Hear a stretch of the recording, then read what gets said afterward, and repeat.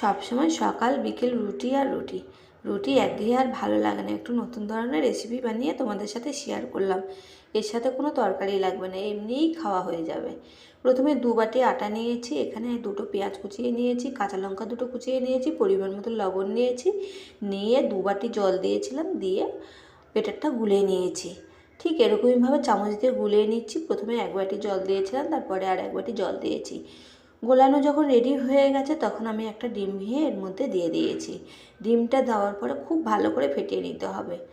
ডিমটা দেওয়ার পরে খুব ভালো করে ফেটিয়ে নেওয়ার পর একটা বেটারে এরকমভাবে তৈরি হয়ে গেছে। খুব মোটাও হয়নি, খুব পাতলাও হয়নি। আর ডিমটা দেওয়ার পর বেটারটা খুব সুন্দর হয়েছিল।